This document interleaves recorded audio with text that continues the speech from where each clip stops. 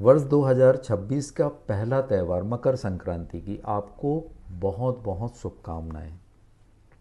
इस मकर संक्रांत को कैसे और क्यों मनाया जाता है, इसका आध्यात्मिक और वैज्ञानिक तथ्य को अपन जानेंगे। वैज्ञानिक तत्व तो ये है कि जिस दिन सूर्य मकर राशि में प्रवेश करता है तो उस दिन मकर संक्रांति होती है। अगर वो 14 को कहते होता है तो 14 को मनाई जाती है, और 15 को हुआ तो 15 को मनाई जाएगी। तो इस बार 14 तारीख को 3:13 में सूर्य महाराज मकर राशि में प्रवेश करेंगे। अब मकर राशि में प्रवेश करेंगे, वो टाइम हो रहा है दोपहर का। तो दोपहर के टाइम में हमारे यहाँ नेक्स्ट डे मनाए, जब सूर्योदय होता है तब हम उस त्यौहार को मनाते हैं। तो उस दिन ना मना के हम दूसरे दिन 15 तारीख को सुबह सूरज उगने से पहले उठें और सूर्य देव को स्नान करने के बाद जल चढ़ाएं। जल चढ़ाने से जब अपन किसी लोटे से अपन जब जल चढ़ाते हैं तो सूर्य की किरणें जब उसको पार करती है और हमारी आँखों पे पड़ते हैं तो वो सीधे हमारे माइंड के डेप्थ में जो पीनियल ग्लैंड होता है उसको एनर्जी देता है। एनर्जी देने के बाद वो करता क्या है, वो वहाँ से मेलाटोनिन एक हार्मोन्स बनाता है जो हमारी मेमोरी को शार्प करता है और मेमोरी को बढ़ाने में सहायता करता है। ख़ास तौर से बच्चे, सभी लोगों के लिए, लेकिन जो पढ़ने वाले स्टूडेंट हैं उनके लिए बहुत अच्छा होता है। तो अपने सभी बच्चों से आप सबसे पहले ये करवाएं।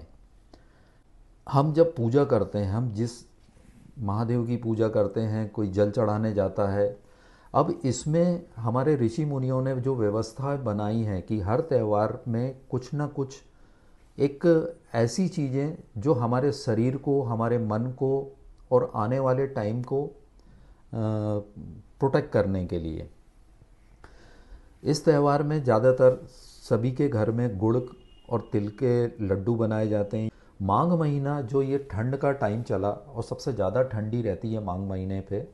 अब ये जाती जाती जो ठंड है, जब सूर्य उत्तरायण होगा, 14 तारीख को सूर्य जब उत्तरायण होगा तो वो नॉर्थ पोल की तरफ जाएगा। तो नॉर्थ पोल की तरफ जहाँ पे ग्लेशियर है, ठंडा है, सूर्य उसके पास जाएगा तो प्रकृति में गर्माहट आएगी। गर्माहट आएगी, हमारे शरीर को एनर्जी मिलेगी, प्रकृति को एनर्जी मिलेगी, प्रकृति में बाहर आना चालू होगी। यहाँ से हमारे नए त्यौहार, शुभ कार्य स्टार्ट होते हैं। ये इसका एक साइंटिफिक रीज़न है। और अध्यात्म भी यही कहता है, जब हमारी बॉडी में एनर्जी रहेगी, प्रकृति में एनर्जी रहेगी तो एक शुभ कार्य करने में हमको सहायता मिलती है। और तो गुड़ जो करता है, जिसमें सबसे ज़्यादा फॉस्फोरस होता है, फॉस्फोरस के कारण हमारी बॉडी में जितने भी कफ हैं, ठंडी है, उसको दूर रखता है और हमारी बॉडी को वार्म रखता है। तिल और मूंगफली, इसमें वसा सबसे ज़्यादा होता है, जो हमारी बॉडी में खुश्कियाँ होती हैं उसको वो ठीक रखने में सहायता करता है। इसीलिए हम पूजा भी करते हैं तो पूजा में भोग उसी चीज़ का लगाया जाता है और उसको सबको बांटा भी जाता है। इसके बाद हमारी बॉडी में ये ठंड के कारण विटामिन डी की कमी भरपूर रूप से सभी को होती है। जब गर्माहट प्रकृति में आती है तो उस दिन कई स्टेट्स में पतंग उड़ाने का रिवाज बनाया गया। तो ये इवेंट क्यों बनाया गया इस त्यौहार के लिए, ये बुज़ुर्गों ने एक अच्छी व्यवस्था रखी थी कि कोई भी त्यौहार को मनाने का उद्देश्य क्या है।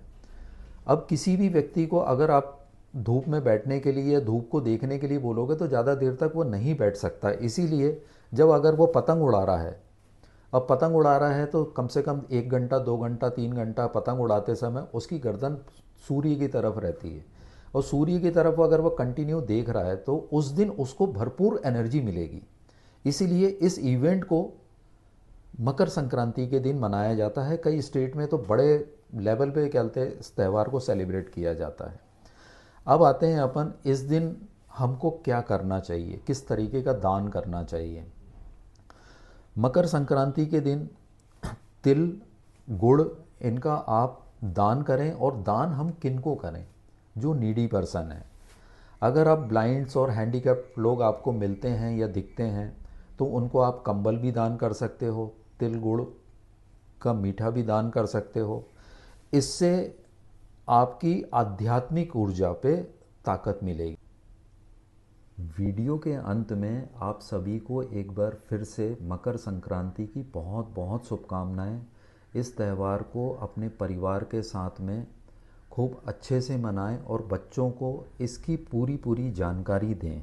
ये जानकारी आप तक पहुंच रही है, ये आपको कैसे लगी, इसका हमें मैसेज के द्वारा ज़रूर बताएं, ताकि हम अगली वीडियो बनाने में हम अपनी चीज़ों को और बेहतर करने की कोशिश करेंगे।